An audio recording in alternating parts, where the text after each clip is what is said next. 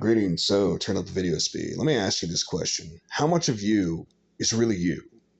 Let me paint a picture for you. You got an old person kicking back in their easy chair. They've got a book they're enjoying that they're reading. Outside the window, there's a bird feeder. There's some birds, maybe a squirrel occasionally. And in the house, they're just chilling. The crock pot's cooking some food, and the music is the preferable type, playing low. They are absolutely content, and it isn't costing them a fortune to enjoy their life.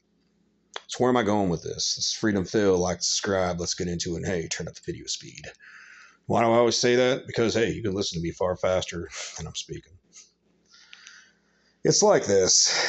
I've seen a lot of people, they get to that certain age and they feel like they failed because they don't have enough. They see some crap on social media. I was listening to Dave Ramsey earlier, and this lady called up talking about that.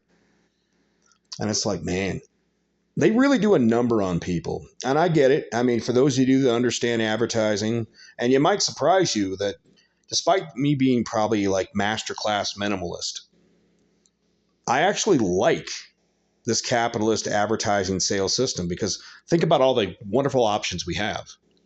See, I love it for its options, but I hate it for its waste. And I think a lot of people are made to feel insecure from a very young age. And that's just part of humanity, by the way.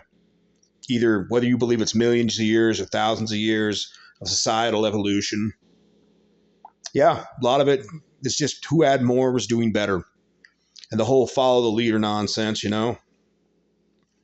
Yeah, popular kids club type of crap. I mean, for instance, when you were a kid, I don't know how many of you ever dealt with this, but say you were wearing some shoes from some off-name brand. You don't have the Nikes or the Adidas or whatever was popular at the time. Remember the pumps?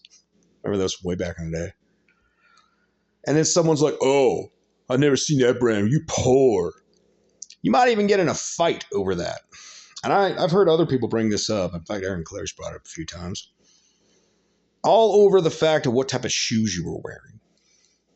This whole conformist mentality, like we all got to wear the same thing, we all got to say the same thing. And there's always a few people that are leaders of whatever group, be it males or females, set in pack order. And if you deviate from that, you're going to deal with some nonsense. And trust me, I dealt with a lot of it.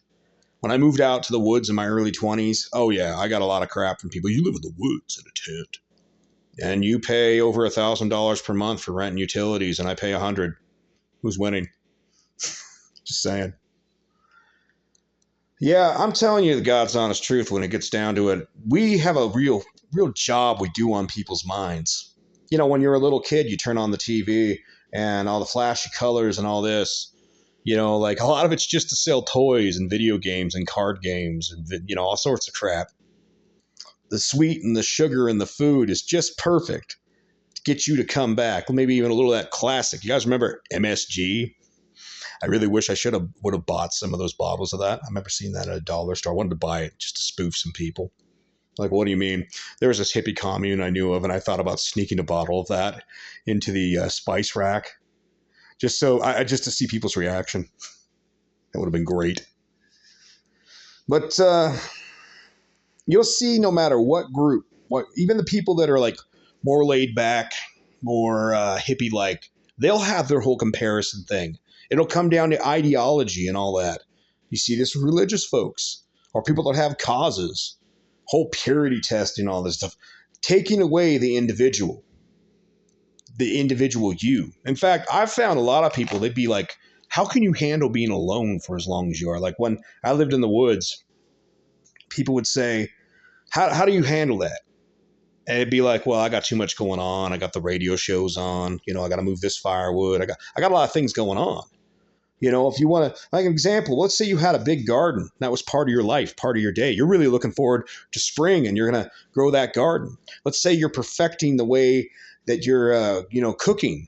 Like you learn how to make like you boil the chicken bones, you get the bone broth and all that. And then you use that with the rice. And then you learn different ways to cook the rice. And people say rice and beans, for instance. You know, you learn how to spice things, make things. You make things better and better and better. You know, you're working on yourself. And I think that's something that we don't really teach anymore. Maybe by the time you finally figure out there's some you in this life, most people are old. But I think this is an incredibly important thing that we really need to instill in people when they're young, the individual. And it's one thing to be part of the crowd, the group, and help out. It's another thing when it's just everybody saying the same things. All going along to get along. It's not about being right. It's just about saying the right things, wearing the right clothes. And people that cannot render down the purpose of things. Like, for instance, people say, why do you still drive that old van? Got that in '09. And the answer for that is fairly simple. That '09 van is basically about 98,000 miles on it. It was a late 80s van, and I bought it for $700. Most people are paying more than $700 for their brand new vehicle's payment per month. Then you add in the auto insurance. I mean, look up the video where I talk about how you robbed yourself commuting. It's part of the reason I like driving truck, because my commute is like 5 feet from the sleeper berth to the front. Free apartment on wheels. People say, well, how can you live off less than $5,000? Because this place, it will be a long-term rental. So the cost of whatever this cost me will cost me nothing, other than occasionally I'll have to have something worked on. I mean, hell, basically the whole interior is brand new. Moral of the story, though, is that old van has treated me really well. I mean, I've even thought about doing a paint job on it. New paint job, get some new rims. Be a hot-looking unit there. It's got solar panels on top. Storage box for the chainsaws. Got the barbecue back rack on the back. It's basically got a lifted up deal. And really, actually, what I should probably do in the future is, those turn away racks for the back. Get one of those. Put it on there. That'd be sweet, man.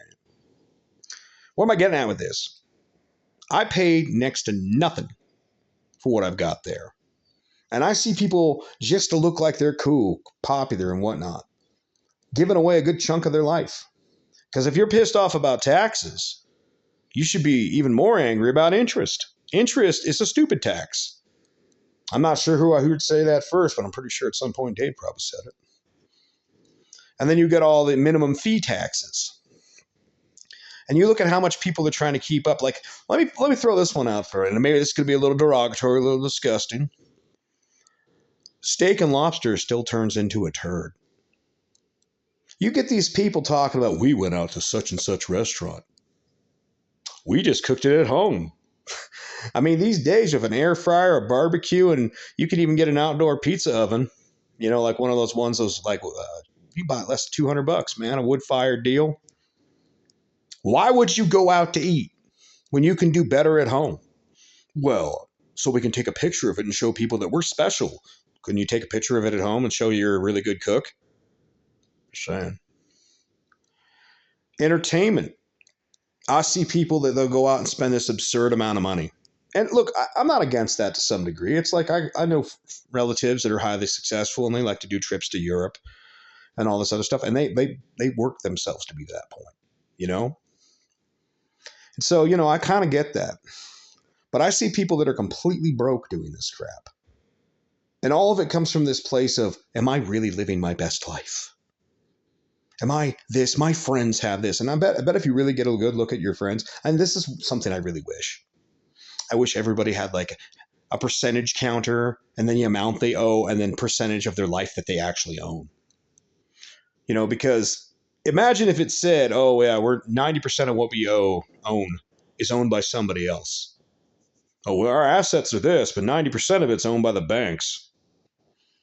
You think people would have a different outlook on that versus the person that's 100%? And I point that out because the people that are trying to make you feel insecure, this all comes back to childhood.